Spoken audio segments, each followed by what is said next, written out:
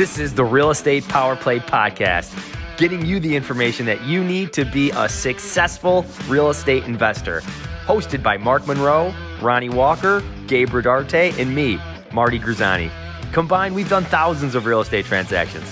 So get ready for real stories and true case studies on finding deals, growing portfolios, and making money.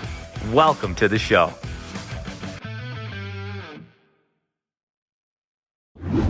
What's up, everybody? What's happening to the Real Estate Powerplay podcast? We are coming to you an awesome Tuesday over here. It's nice and probably 115 degrees in Houston, Texas. It's so freaking hot here. You got the man, Ronald Walker in Michigan. What's the word, bro? How we doing? We're doing good. What is the weather like over there? What are you doing? It's actually warm today. It got a little bit hotter. We're hoping for it to start becoming fall a little bit, but I think some of that Texas heat's trickling up this way. So we're it's like I think it was like 80 today. I'm not sure. It was nice this morning, but I think it's about totally 80. Side. It has to do with real estate, but what I used to live in Michigan on the East Coast side. Yeah. I don't remember making such right now. We were at the soccer field and someone was saying, our AC went out upstairs and the whole field's like even the players. All right. All the kids pause and go, what? Like in the middle of the game, like everyone's like, you got to be crazy. Like that's how big of a deal it is here. Yeah. Is the AC units that big of a deal over there? I would say not really. So we actually, as a family, don't run our AC very much at all. And so if it gets like crazy hot, we'll do that. But for the most part, we try to just explore the natural change. Just windows are up, fans are blowing, enjoying the weather, probably fresh air. Yeah, just kind of let the windows open. You know, I grew up doing that in the summer. Growing up in Alaska and Texas, we never did that. And so here, moving back to Michigan, we actually like keeping the windows open, keeping the house open. And so that's how kind of we enjoy the summer. And the Yanks. Yes, sir. Yes, sir. So what are we talking about today? All right. So today we're going to help those who are interested in buying real estate as an asset class for investment. And the idea today is just to go over types of motivation of a seller. I think that one of the things that comes across every time you go to a networking event, you go to on here, you go anywhere we go, people are always asking the number one thing. And for me, that is, how are you getting your deals? Yeah. Right. How'd you get your lead? I'm talking like before you even tell the story of the deal. How'd you get that lead? How'd that happen? And so I want to make sure, is this mic working? It's working, man. Yeah, it sounds good. Good. Okay, cool. So while we're talking about how we got that lead and how we got that deal, one of the things that come up, and Ronnie and I were just talking about, is just the motivation of a seller and how that really works out. You know, like sometimes these motivations come from all over the place, but what is the typical avatar? 5 to 7 motivations that typically happen. We're going to make this very quick. We're going to hit it hard and just educate those who are looking at buying more assets, because this is our way to give back. And so, Ronnie, you got a lead. It comes in. What's one of the motivations of a typical seller from the many deals that you've done? Probably over 500 transactions just with Ronnie Walker in this group. So, what's typical? Yeah, so I think when calls come in, specifically off market, when we're marketing off market, I think it's good for people to realize motivation means the seller has a house they don't want anymore, and for some reason they don't want to go through the traditional process. So these motivations that we're going to get into here in a second mean that there is something keeping them from hiring a realtor, right? There's some step that they either most of the time today don't want to deal with, or they need to move through something quickly, or there's an emotional situation that they don't want to go through. I really like to break it down into 3 areas. Okay. That's good. One is financial distress. Okay. Right. They're in financial distress of some sort, meaning they've run out of money, right? They're doing a flip and they ran out of money. They can't make their monthly payments anymore. There's some sort of financial distress. The second type of distress is property distress, is physical distress, meaning, the house is boarded up, or, there's a giant, hole in the wall, or one of the property I'm rehabbing right now, it was completely trashed with like up to my waist of just trash and grime and mold throughout the property, right? Like that is a physically distressed asset. And that's the thing that we're kind of told when we're driving for dollars. Hey, go look for that worst case property in the area. That's the second thing that leads to motivation. And then the third thing is what I like to say, circumstantial distress, which is there's a circumstance in their life that causes them to want to offload that to an investor, right? An example of this would be an inheritance type situation. So as you guys are thinking about what types of situations that sellers are looking at, and you can actually take this and back into the list that you pull, which we'll talk about here in a second, but try to categorize the three areas that as wholesalers and real estate investors that we're buying from, when we say, what's the seller's situation? We're trying to isolate which one of the three categories do they fall into? Are they having financial problems? Is the property screwed up? Or is there a circumstance in their life that we want to be able to address and help and bring simplicity, ease, and convenience to? And being able to do that, we're able to make their life slightly easier, which then unpacks into a variety of different motivations, what we can go into here in a minute. But as you're thinking about your avatar, the question is, does your solution, when you're talking to them, does it solve one of those three things? Because in those three things, those are kind of the three areas that I like to explore when talking with a seller, when diving into why are you even considering this, and then determining if it's going to be a deal for me or not. That's perfect, because I think that when you look over, you got your marketing strategy, either way, however you do it, and we'll probably dig into a little bit of that. You're going to have people that call you on all types of things, and you have to sift through. And you don't have to sift through majorly quickly unless your phone's just blowing up, right? Right. You still have to sift through your leads and go, okay, what's the motivation of these things? Okay, let me talk to you, Miss Susan. Okay, thank you so much. You're going through the whole thing, and then you realize the motivation's really not there. You do a follow-up. Okay, let me, so that's a different situation. We have one right now where someone is handicapped in the house. Okay, so guys, pick out which one this fits into. Handicapped in the house. The wife is taking care of the husband. The wife is also sick. All right, they are 65, 70 years old. The property is on 7 acres of land. It is a 1980s built home. Needs some exterior work in the house. The interior of the home, not so much of a hoarder, but they've lived there for a long time, so they have a lot of stuff inside the home. And he can no longer maintain the 7 acres. Okay, so, or the house, right? Because he's handicapped now. He's not able to get on a ladder.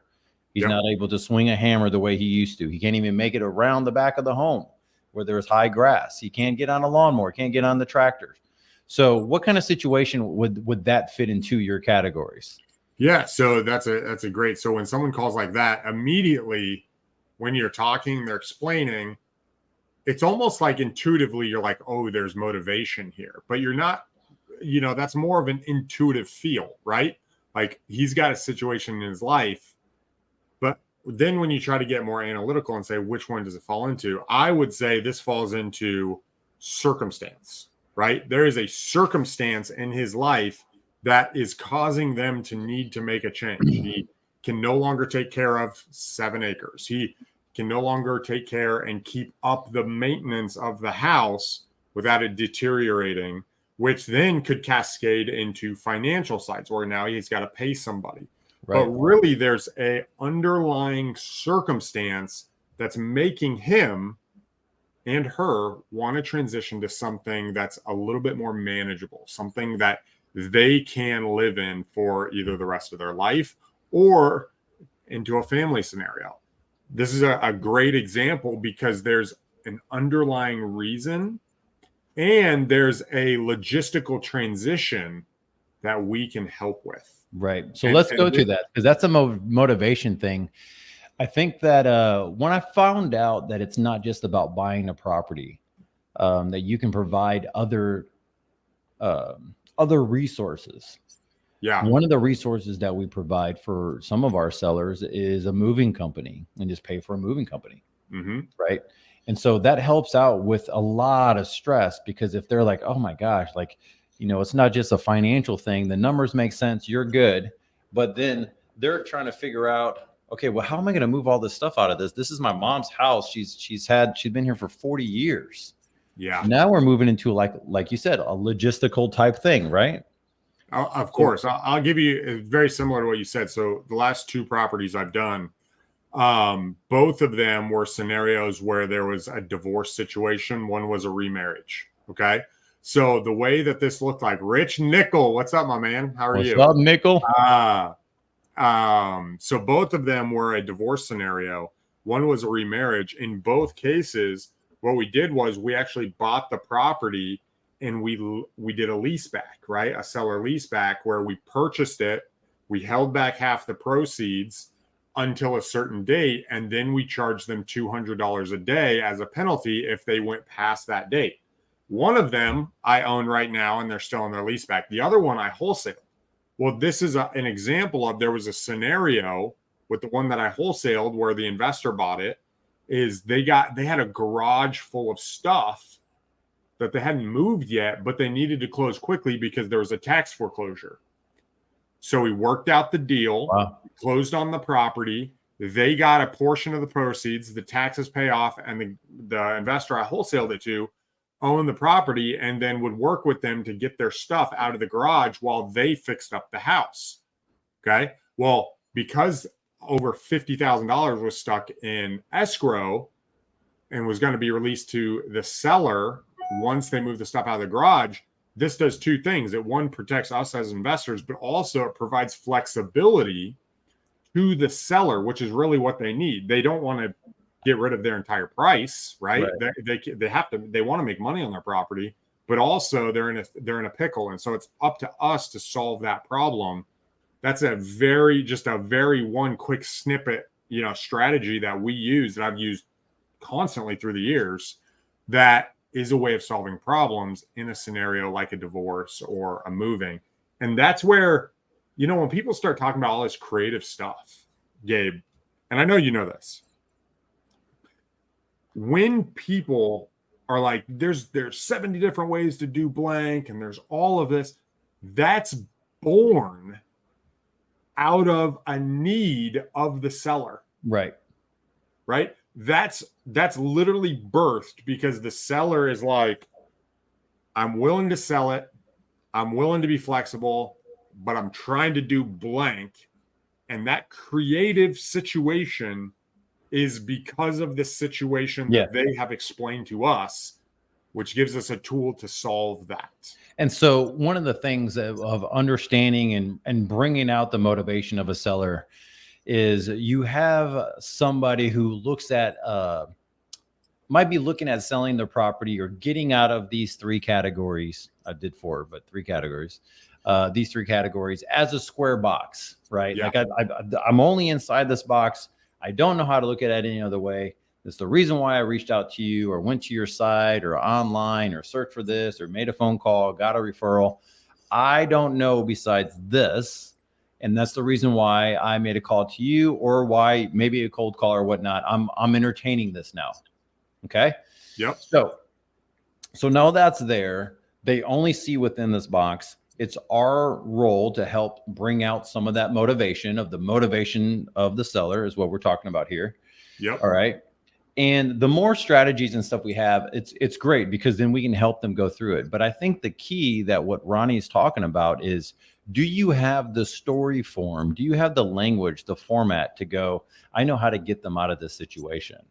If you don't, we're happy to help you go through that process. We JV with deals all the time. Ronnie does JV, Mark and I, Marty, this is what we do to help you go through that, because you kind of have to have a little bit of experience here to help someone get out of that situation. Otherwise, you're just following some online thing, and it's not always the best thing. We tend to be helping people out of that situation than helping them through it.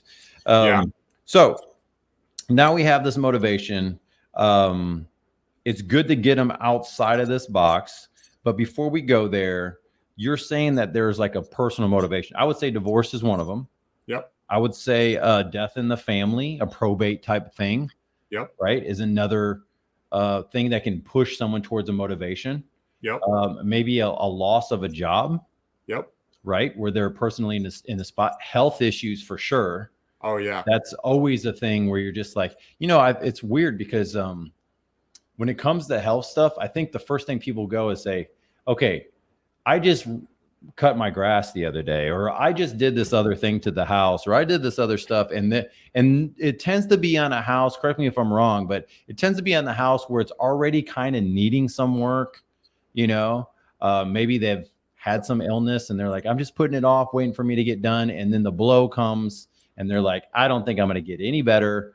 Ronnie, look, this is it. I know that this has to have some work done to it. We've been putting it off for a reason. I love what you're saying. So I find when I start talking to especially new wholesalers about Thank you, by the way. I appreciate it. I find that the constant thing is I'm looking for motivation. I'm looking like, is this guy motivated?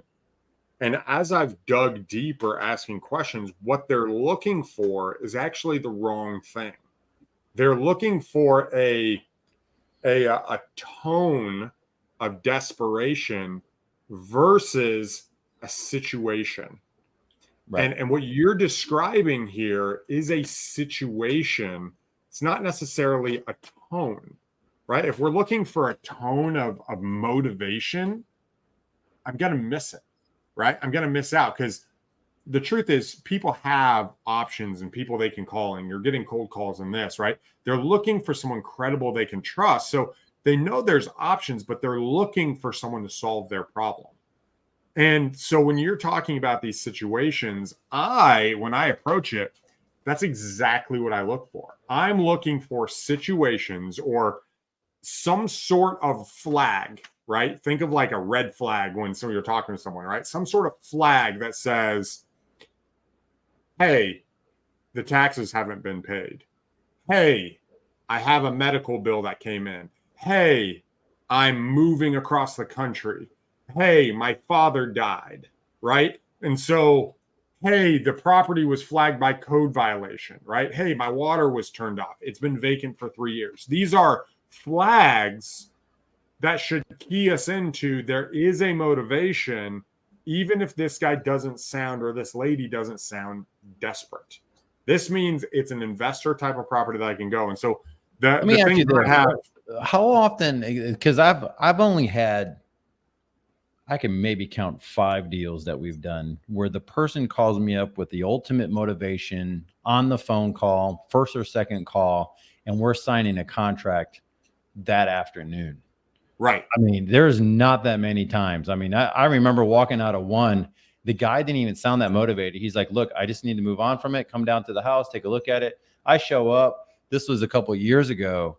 And I would just remember signing the contract, and he goes, yeah, that number works. And I'm going, I mean, really? And he's like, yeah. He goes, how fast can we close? And it doesn't happen very often like that. You really have to have your ears in tune to the story that they're saying, to the motivation of where they're at as far as like personal situation, or maybe they drop a hint of something and you just want to pick up on it. You're not really looking for someone to go, hey, Ronnie, listen, man, I really need to get out of this thing. My ex-wife is this, or man, we're under the gun. We're going to lose the house tomorrow. Can you come sign today? Right. That's typically not the case. I think the last time that happened to me, Gabe, was like 5 years ago. Yeah. The days right now that we're in are not the days of come out to my house today, sign a piece of paper today, make it happen right this minute. Those days for a season, not forever, but for a season, are not there. Okay. Today, people are in situations that they have to sell, they have options, and they're looking for the person who can solve their problem, that's credible, that can actually close, and that they trust. Right. And so it seems like there's more tools that are needed. Yes, there's more tools. And I think the seller situations haven't disappeared. Okay. People are still in situations that they have to get out of. Like, there's plenty of people who want to sell to investors. I think it's like over 30% of all transactions are sold off market or something crazy like that, right? It's not a low number. I think it's 20 something, but either way, go ahead. Okay. Right. Like, it's a really big number, guys. And so what that means is there's plenty of opportunity for wholesalers and for investors to buy properties. The question is, are you bringing some credibility, and can you identify their problem and then show them that you know how to walk them through their specific problem? And if you can do that and identify that and make it easy for them, they will sell to us as investors. So we have the easy one, which is the financial side, right? Like, it's that's almost the easiest one to go, okay, so financially, there's financial hard times. You can't do this. Or a tenant jacks up a home. I got one right now where the tenant jacks up a home. Okay, that's not a problem. All right. Yeah. But a lot of people can solve that problem. What's the issue? Well, the issue is that there is an insurance claim on this house, and you have these other 3 or 4 categories that are happening at the same time. And there's multiple other homes. Yeah. Okay. And so we are helping this woman who is now a widow through the process. And she's going, my husband takes care of all this stuff. Right. And so not only are we, helping her move on from this property, we're probably going to help her move on for 2 or 3 other properties as we make it simpler for her. We're walking her through it. Also on the phone 3-way with the insurance company, which is, something that you have to do if this is what you want to do. Yep. Right. So I'm like, okay, on a 3-way, getting the information, talking to her. Hey, don't worry about it. I'll help you get the information. We know what we're doing. We get off the phone. She's kind of ringing out she's upset at so-and-so. You're that counselor, that person. Hey, you know what? It's okay, Ronnie. I got it. We do this all the time. This isn't that big of a deal. We do this. This is what we do. So you're this guy in between, or this woman in between, really helping to kind of usher them through this closing process that they've never had to do on their own. And that's a whole different types of motivation. That is really a motivation of, I don't even know what you would call it. It's something where they're just like, I've never bought a house in my life. This is all my husband's estate, right? This is really you just coming in and being their savior, in a sense, of their helper, their hero through this process, and go, listen, I just want to let you know, we're just going to be as fair as possible. We're not going to try to screw anyone over. That's not what we're trying to do. But I want to help you through this process. And in return, yes, we are going to buy your property. We might buy these other ones also. But let's get on a 3-way phone call. Let's call up your insurance company. Let's see what we can do there. Oh, they need something. Okay. Oh, wait. You don't have a computer. You just use your cell phone. Okay.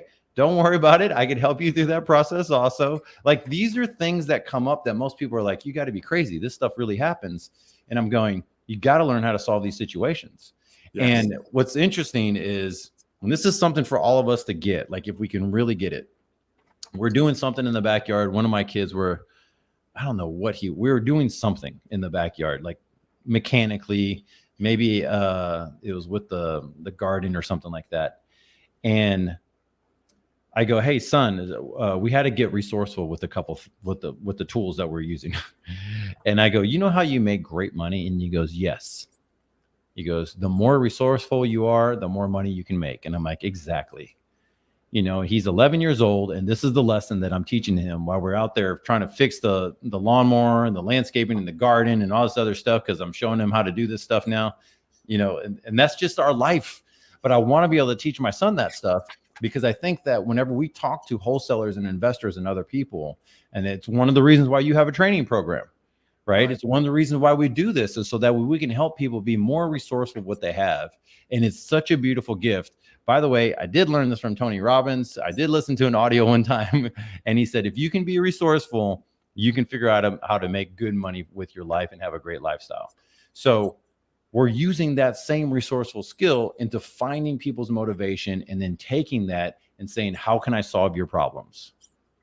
Dude, I love that. And let me ask you this. How hard was it for you to make that transition from I need scarcity to I'm here to provide value, to create that resourcefulness, right? To transition and say, I have everything I need.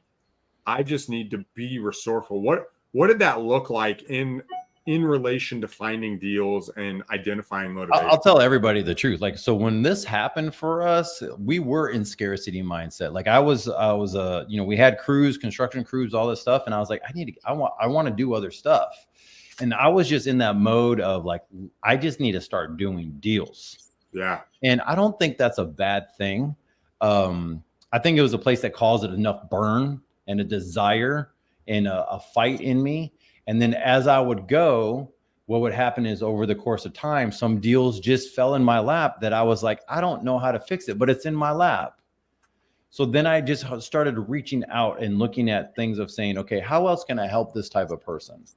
Right.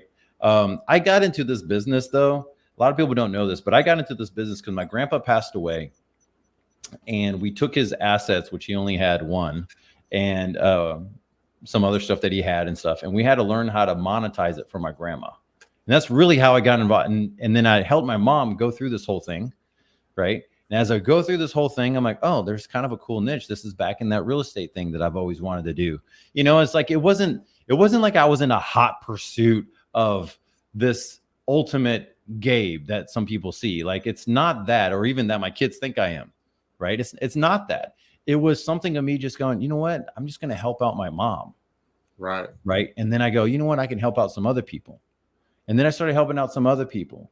And then it got to a place that I know how to do this, but I'm still, now this is starting to become something real. And I'm in hot pursuit to get the next deal, to get going, to make some money on this thing and not just do it for helping people, because I'm helping all these people. I wasn't making any money. Yeah. And now I'm like, I'm going to close a deal where I make some money. So I start closing deals and started making money. And then it just got to this place where I started looking at it and saying, if I could just learn other skills to help people besides straight up cash, here's your home. Right. Or let me, trade for keys type deal. And that's when things started switching for me. I started looking at saying there's other stuff here to be resourceful with, other things to look at their motivation. I started asking questions differently. I started looking at my skill set differently. I started developing it, looking at story form. Like, when you share a story, I remember I got this deal from this guy, and long story short, I was cold calling. And and then I talked to a realtor somehow that day, and I go, yeah, we're buying properties like this. Okay. Now keep in mind, he didn't have anything, no property. I go, yeah. I said, we just closed on a property that just had some title issues and some tax issues. And he goes, oh. I go, yeah. So for instance, and I share a story that we just closed on this deal. I was like, so that's something else I'm getting pretty good at doing. And he goes, man, he didn't have a deal that morning for me. He goes, Gabe, I have a deal kind of like that. I go, yeah, what's the deal? And he tells me this story. We're still friends till today. This is a realtor. And he goes, this is a lady, her parents passed away. She's in this home. There's tax issues. You have $23,000 or whatever it was, $30,000 of back taxes. He tells me this whole story. I would have never have received that deal if I didn't know how to draw out and tell a story of creating motivation, or not creating it, but saying, hey, do you know anyone who has this type of motivation? Yes. Isn't that crazy though? How like me sharing that, oh my gosh, I just talked to this lady 2 days ago. I'm like, what do you mean talk to this lady? He's like, no, I mean, like I was in the house, heard the whole story. So by me making calls, he didn't hear that I knew how to solve that problem. He just saw me as that guy in the box that can just buy a house cash. Yeah. Isn't that crazy? Isn't it powerful though, that once and I think this is the lesson for all of us as investors too, not just sharing the story and telling people what you're looking for, but also him as the investor, he wasn't able to recognize motivation and or solve it. And this is the power of, we're constantly looking for motivation, but the question is it staring you in the face and you're missing it? Yeah. Right? Because we don't have the confidence that the thing we're looking at is the deal. You see, us being able to see that motivation, Gabe, just like what you're saying, to know the types of motivation we're looking for, and then recognize it in stories that people share with us, and having the resources to get it to close. Man, this dude, what you're talking about, that's the winning formula. That's why you're closing a whole bunch of deals. This is how we close. I don't close by anything else besides sharing stories. Yeah, I share stories more than anything. I had a mentor of mine one time said, you got to learn how to do story selling, not storytelling. Stop telling people stuff and just share the story like, oh, well, I had something like this happen before. Or, hey, let me give you an example of something. Your situation, Ronnie, isn't exactly like this, but I have had something like this happen. Yes. Is that kind of what you're feeling? That's exactly what I'm feeling. How are we going to solve my issue, though? Well, let's go after it. Let's see what we can do. Let's dive into it. So, man, this is really good, though, right? I mean, as far as finding out motivation, guys, we can dig in a lot more. Ronnie is just a wealth of knowledge of really systematizing it and organizing it to where you can like really eat it and like digest it on a case-by-case basis. That's why he is the man. And is there anything you want to say before we close out? No, guys, I think the last thing I want to say is don't stop looking for motivation, right?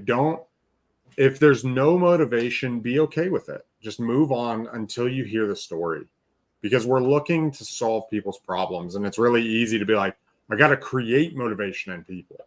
And that's not how this works. We're marketing to somebody who's reasonable. Then we hear their story and then we solve their problem. And dude, I love what you shared. I think the story selling is so powerful, Gabe. I think it's powerful just to be able to recognize people's situations through the circumstantial, the physical, and the financial. I think us as investors, the more that we can dig into the why and the who our client is, the who the seller is, the more opportunity we're going to have to make money, because we're going to know who we're serving and who we're helping, and really be able to bring that value to them. So guys, don't forget that. I know it's something that's easy to overlook when you're analyzing deals and you're looking at this, you want to do this, and you're like, man, I want to do a $10,000 deal and I want to do this and I got to do marketing. But remember, there's a person on the other end of that transaction. And the question is, how well is Ronnie serving that person in order to do this deal? And so I think it's super powerful. That's awesome. Sweet. All right, guys. Well, we'll see you next time at the Real Estate Powerplay podcast. If you guys have any questions for us, any thoughts, anything that you want us to go over, DM us, call us. You know how to get a hold of us. And that's it. We'll see you guys later. Peace. This has been another episode of Real Estate Powerplay, guiding real estate entrepreneurs to a brighter future. If you liked what you heard, consider subscribing wherever you listen to your podcast, or follow us on YouTube at Real Estate Powerplay.